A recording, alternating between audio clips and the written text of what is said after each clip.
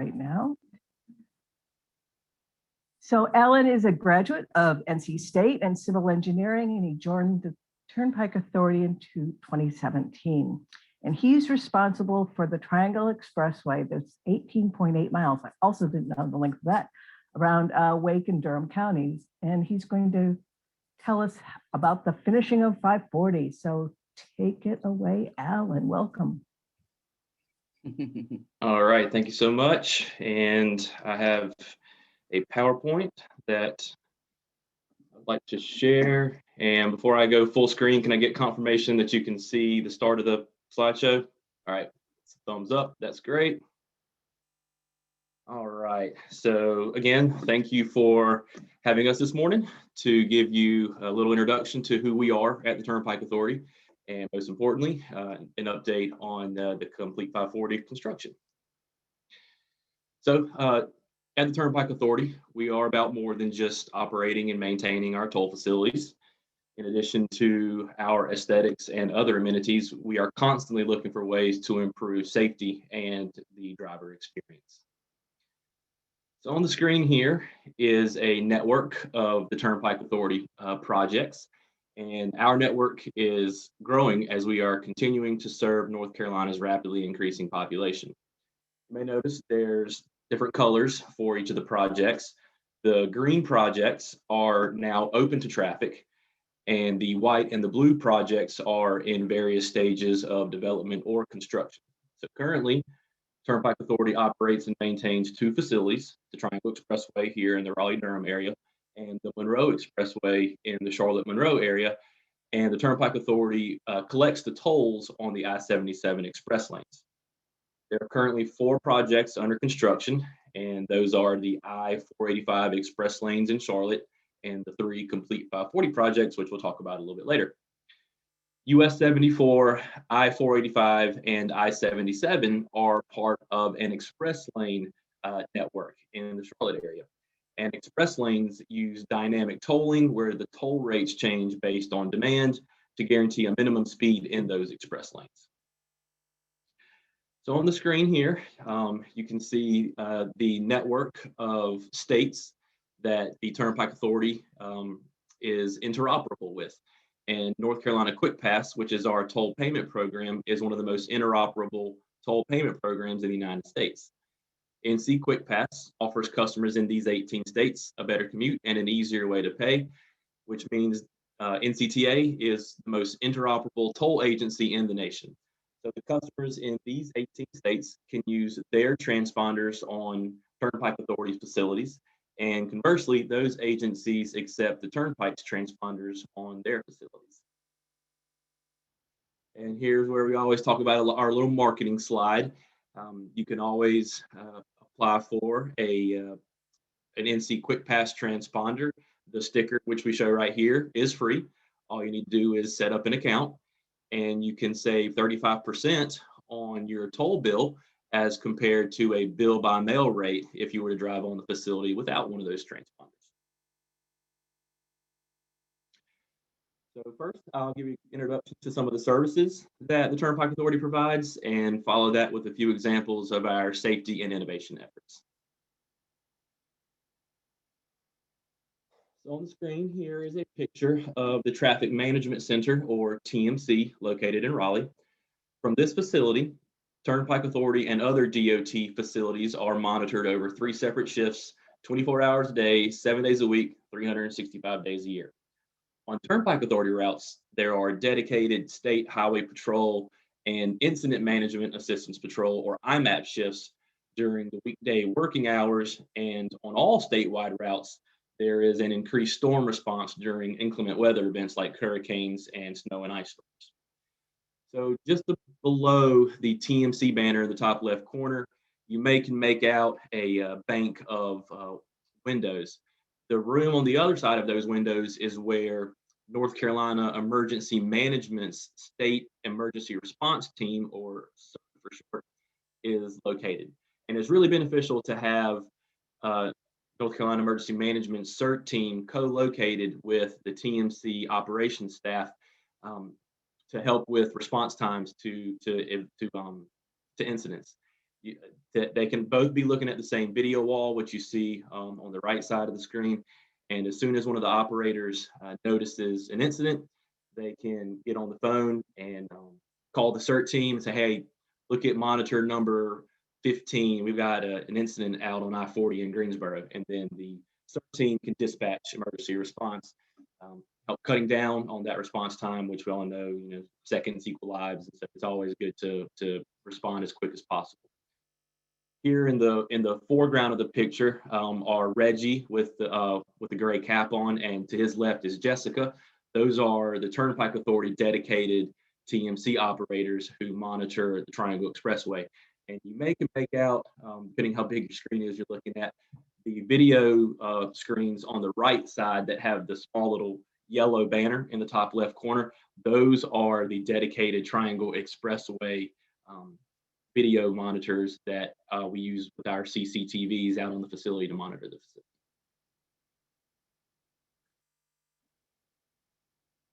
At the Turnpike Authority, we are constantly looking for ways to improve safety for our customers. Some of these efforts are internal to us at the Turnpike Authority, but we also collaborate with DOT on other efforts they may be undertaking.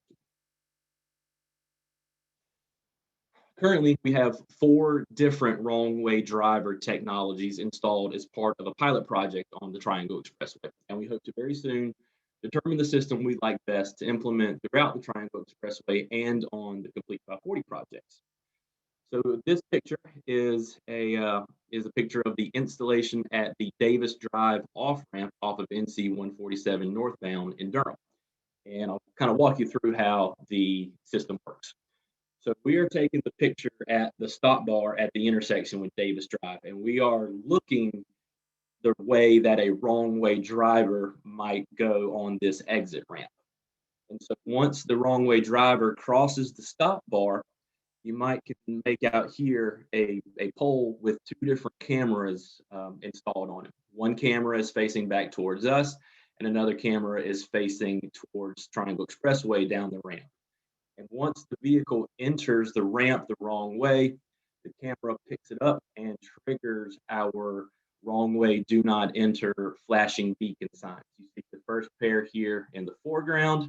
And if that set of signs is not successful in alerting the motorists that they're going the wrong way, we have another set down closer to Triangle Expressway, hoping to get their attention there before they enter the facility.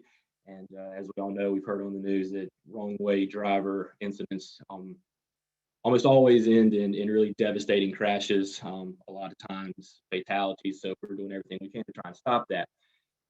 With the cameras, we are also able to keep logs of the wrong way drivers that we've had. And luckily, since we've had this installation, every wrong way driver that we have had at this ramp, we have been able to see them self-correct somewhere on the ramp with the help of those 2 cameras, preventing them from entering Triangle Expressway and becoming a wrong way driver incident. So very exciting technology. Obviously, as you can imagine, this technology is expensive. It's pretty state of the art, and it's really cost prohibitive for us to install something like this on all of our exit ramps right now. So what we have done recently is we have installed some LED enhanced wrong way signs at some of our other exit ramps. This sign is solar powered. You can see the solar panel just above the sign, and these LED lights flash 24/7. There is no light cell that detects when it's dark or when it's light. There's no timer, but with the help of the solar panel, as you can see, there's clear open sky. The battery stays charged for 12 days if it doesn't get enough sun for one day. So this is a much more fiscally doable right now for our other exit ramps, but just another thing that we're doing to try to help curtail wrong way drivers on our facilities. So lastly, I'll cover one of the newest innovation efforts that the Turnpike Authority is a part of. So Easy Pass, which was one of those interoperable toll payment programs from one of the previous screens, is piloting the use of a new technology called Pay by Car. And Pay by Car is a non-toll program that uses transponders for a touch-free payment at gas stations and retail drive-through lanes. Currently, this is being piloted in Massachusetts, where Easy Pass is really big. But the Turnpike Authority is also testing the pilot program with Pay by Car that allows our NC Quick Pass transponders to pair with smartphones to pay for gas without using a credit card at the pump. Purchases are charged to the customer's payment card associated with NC Quick Pass account, but it does not affect the account balance on the NC Quick Pass account. And you can see that there are 3 participating Circle K locations in North Carolina right now, one in Morrisville, one in Sanford, and one in Raleigh.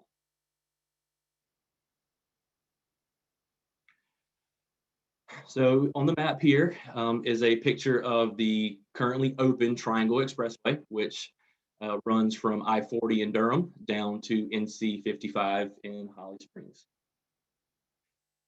Complete 540 Phase 1, currently under construction, begins at the end of the existing facility at NC 55 and ends at the I-40 US 70 future NC 540 interchange. So let's say you know someone who lives in Garner and they work in the Triangle Park. So in the mornings, whenever it's time to go into work, they most likely drive I-40 West all the way to the Triangle Park. And when it's time to come home, we'll take I-40 East. And almost always we'll sit in some type of traffic on I-40 trying to get back to Garner. Well, when Complete 540 Phase 1 is finished, it will be able to serve as a bypass around Raleigh.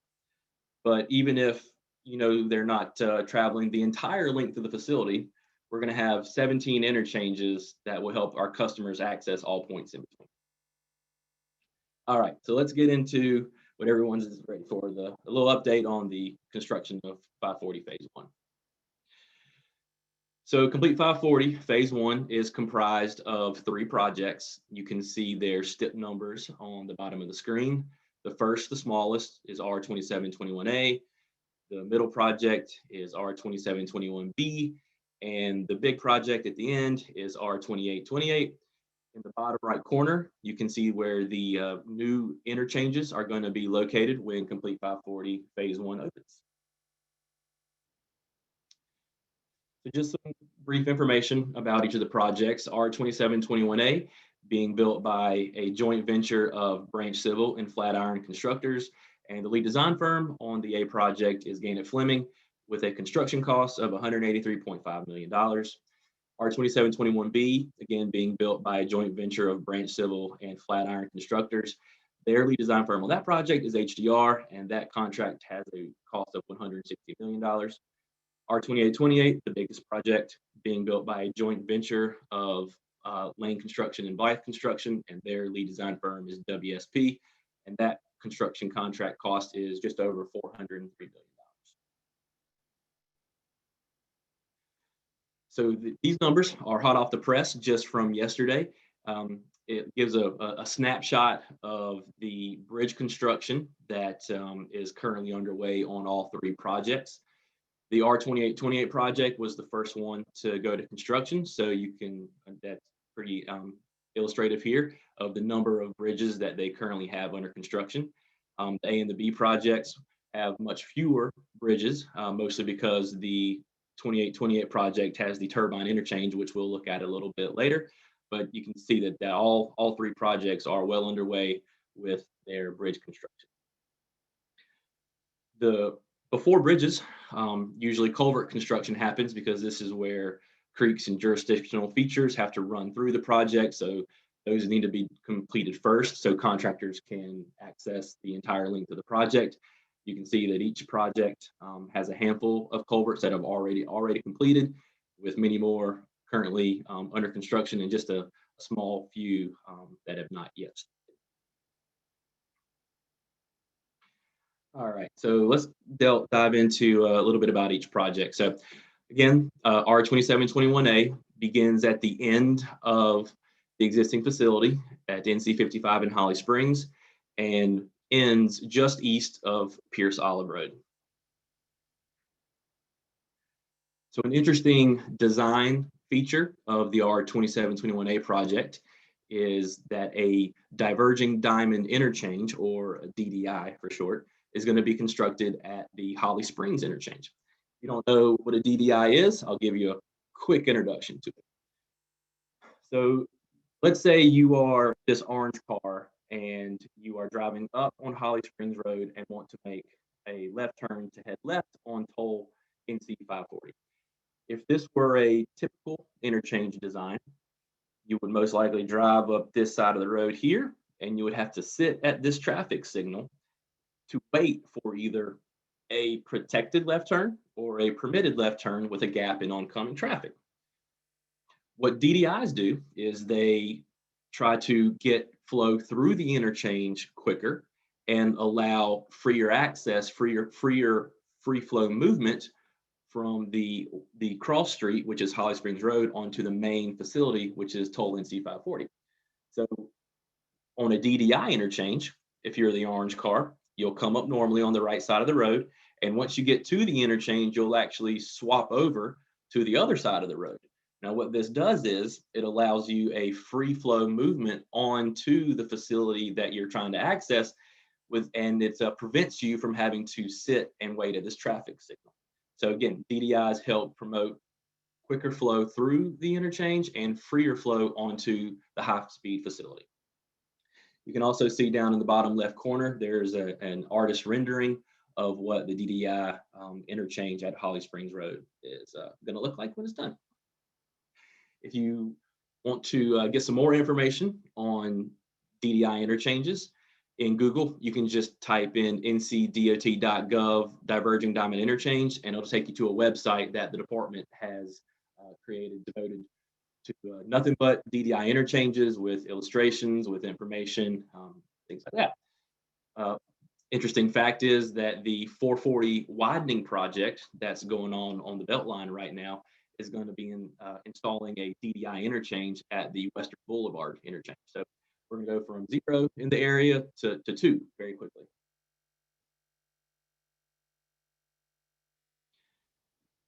Here is a drone picture at the end of the existing facility. You can see Triangle Expressway is into the background of the picture.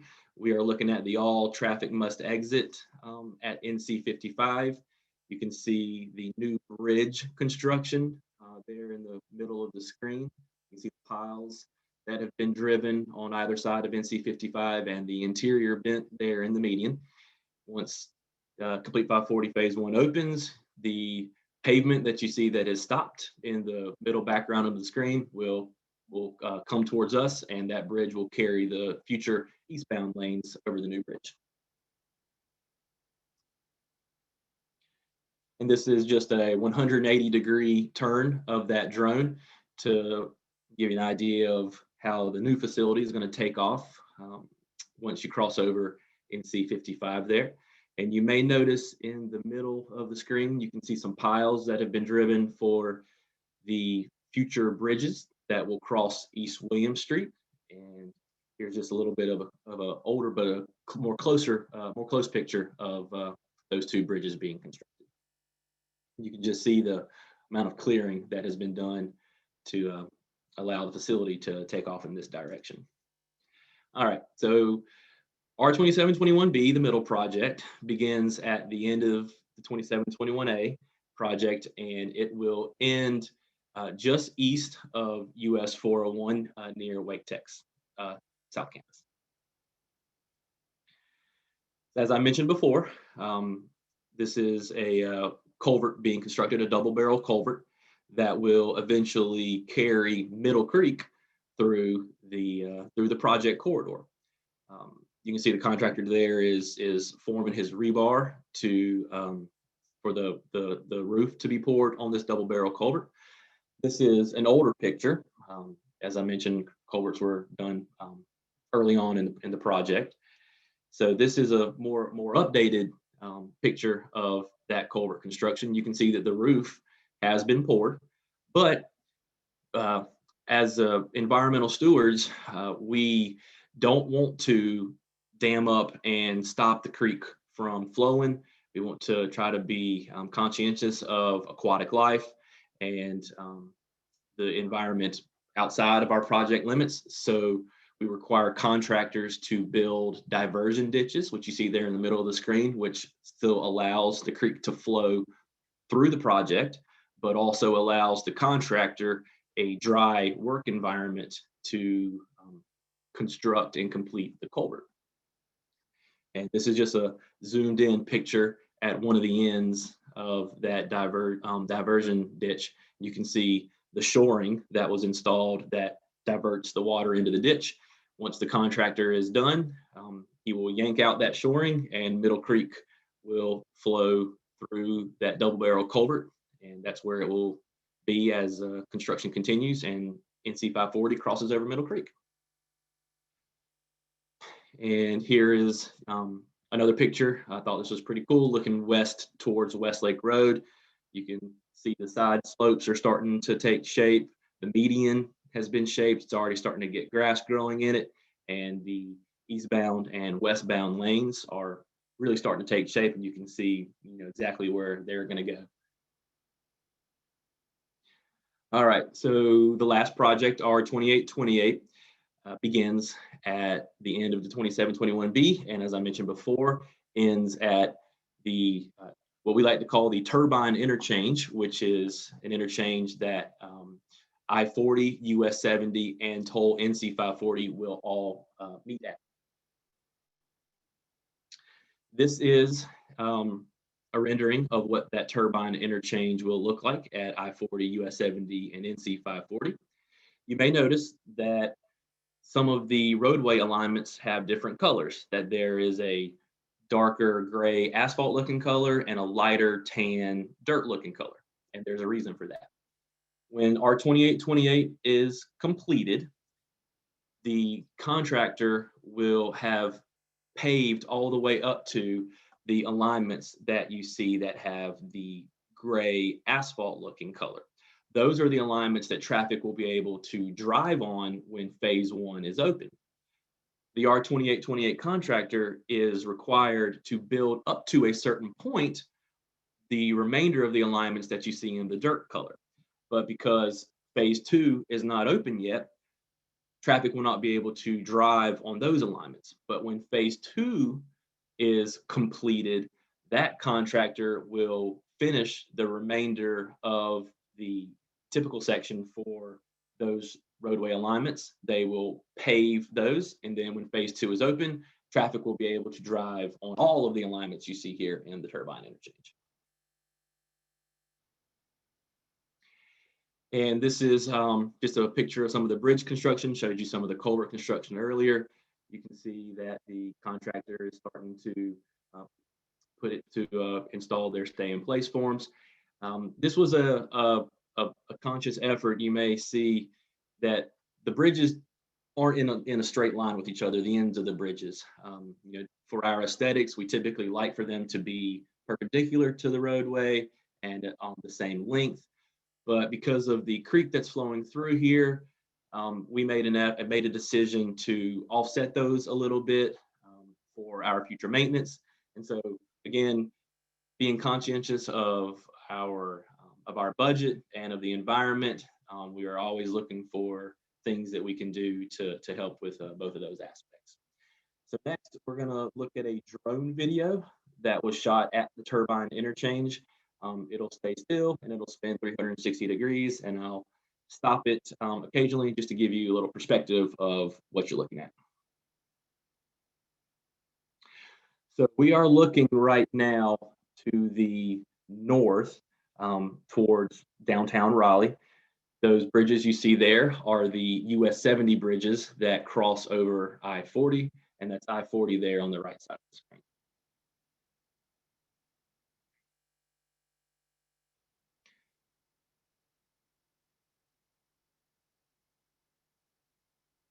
So here are we call these the three bridges that the contractor has built for the turbine interchange. Looking in the background is US 70 towards Clayton.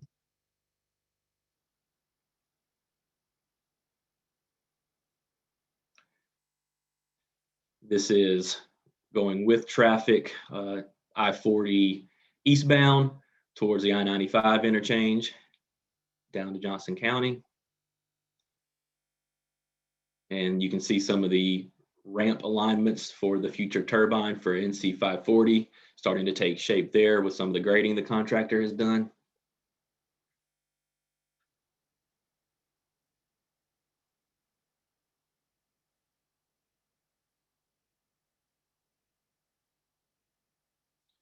All right. All right, so just a little introduction to some of the community outreach that we've done. So you can see here, we broke up some of the outreach that we've done from in 2020 and 2021. With the virtual meetings, we have already surpassed the number of participants and the number of virtual meetings already in 2021. We had a big milestone last night. Last night was our first in-person community outreach meeting. Dennis went and spoke to town of Holly Springs. So big milestone for things trying to get back to normal. In the middle column, you can see some of the number of postcards that we have sent. We call those Dear Neighbors.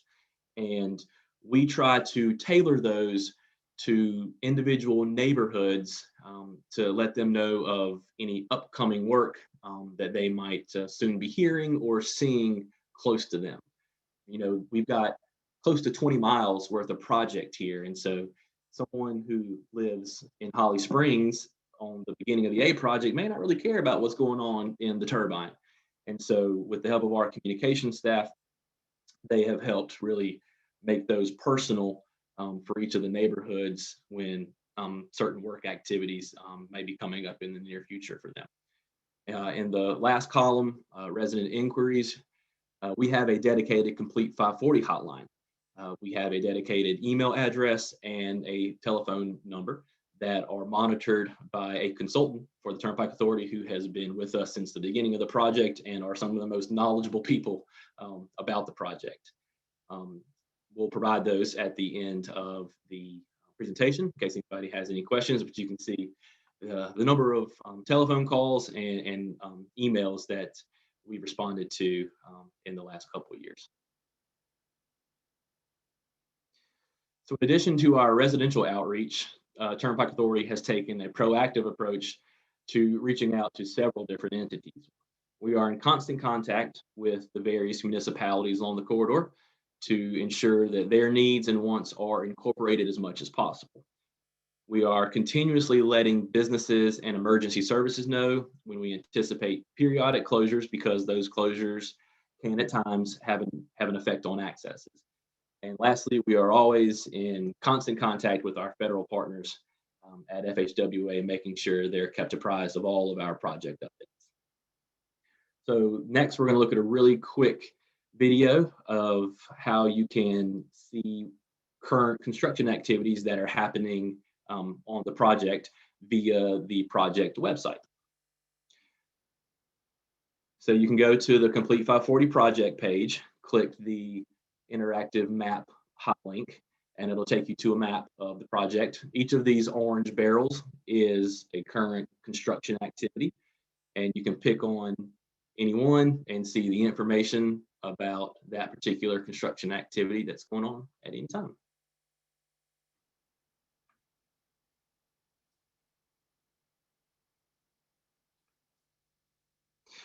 As promised, here's how you can get in touch with us. The Complete 540 website, there's the email address and the telephone hotline. And you can also follow Turnpike Authority on Twitter at the Twitter handles at NC Turnpike and at NC QuickPass. And with that, that concludes my presentation, and I will be more than happy to take any questions that anybody might have. Yeah, Can you help me understand how the DTI improves traffic flow? Because I understand on the second light, you just swing, you bypass it, but there's a first light there also where you have to stop before you divert. So how does that work?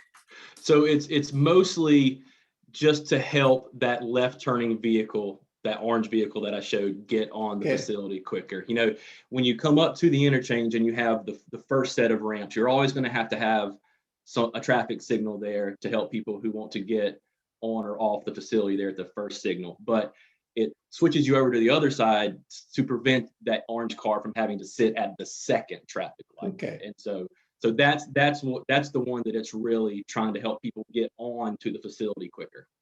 Understand. Thank you. Yes, sir.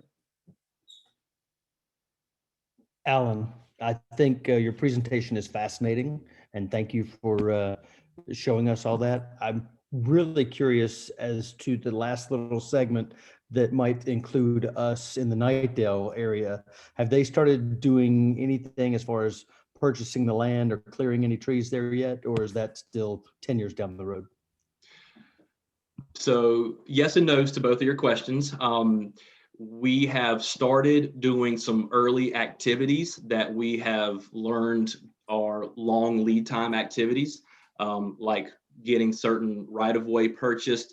There's a WRAL news tower that has to get relocated. There's an FAA tower that needs to get either adjusted for or relocated. And so we're already in the process of doing that to try to help accelerate that project. The current STIP, the draft STIP, has construction of the phase 2 starting in fiscal year 2026.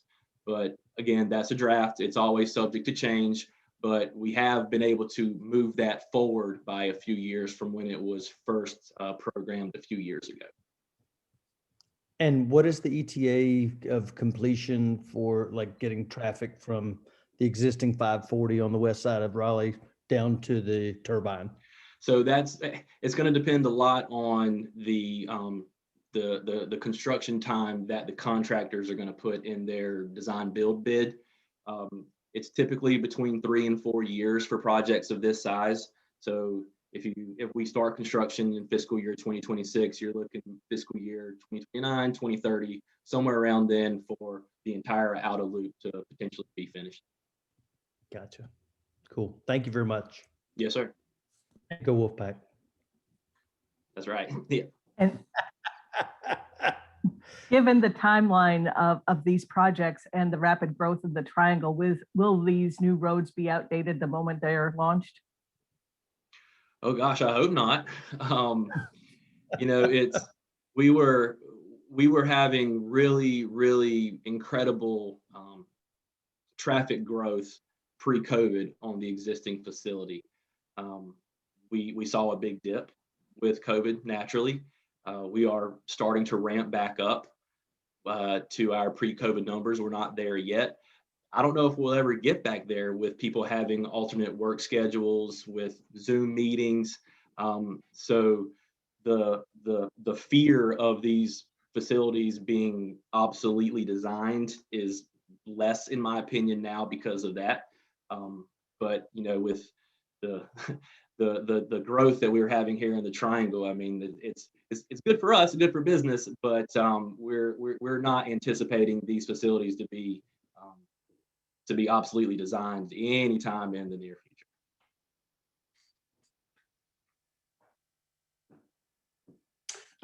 I guess I'm sitting here smiling because I remember when the 540 at the interchange with I-40 going east, when that opened back, 2002?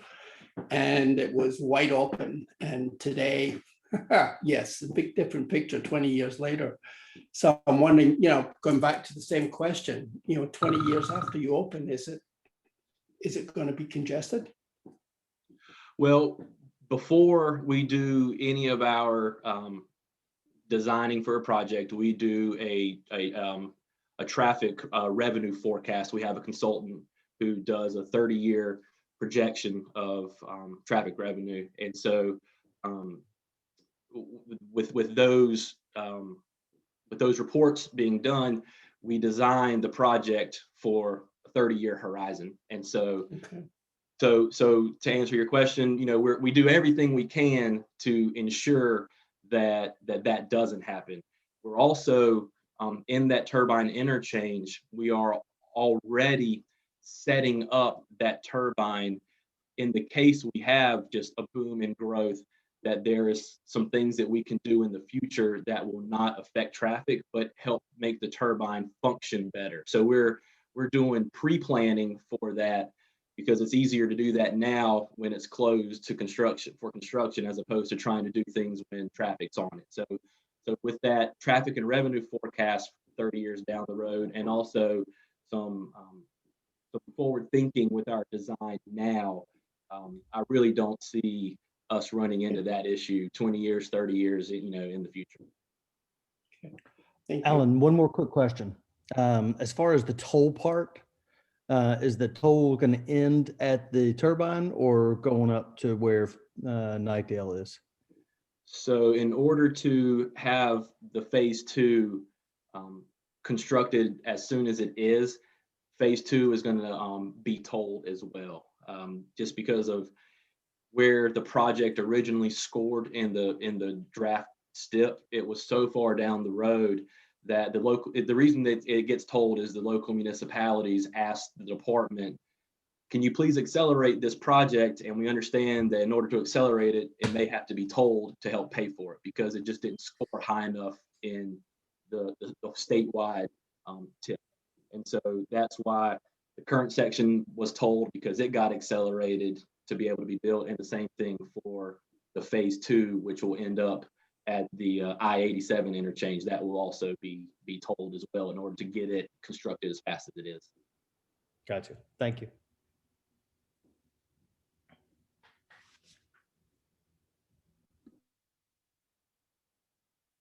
I guess we've reached the end of our questions. Anything else, guys?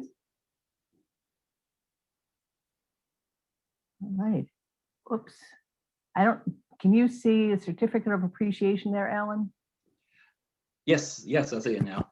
Okay, we appreciate you. Thank you and all of your compatriots for joining us today. We really appreciate learning something, and I don't know about the rest of you, but I always knew road projects were complex, but I didn't realize how complex. It's impressive. Thank you. Yes, no, thank you.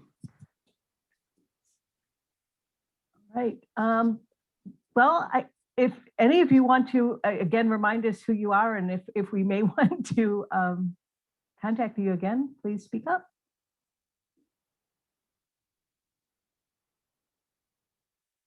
Now. Hey, this is Catherine. I just want to thank you again for having us this morning, and I hope everyone has a great rest of the day and a good short week.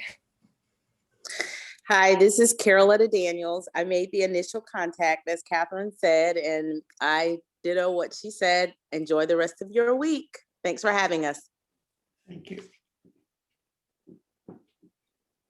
And good morning. This is Kim Polton. I'm with the North Carolina Turnpike Authority as well, and we just we're thrilled for y'all having us this morning. And if you have any other further questions, feel free to contact us. And Dennis is going to be a new Rotarian once he has a little bit more free time, right, Dennis? Putting him up there. He is. There we go. There we go. I saw Jeff put his hand to his ear there. I'm going to have those conversations with our local folks. So thanks for the encouragement. Sure, will do. And we always like to tell our clubs that we speak to, and I know from some of the questions here that we'll be talking again in a handful of years and giving an update on phase 2. So it may be me, it may be some different folks, but you can rest assured that when we get about this time for the second phase, we'll be happy to come back and give a similar update for the next phase of construction. Great. Thank you. Very much welcome. Thank you.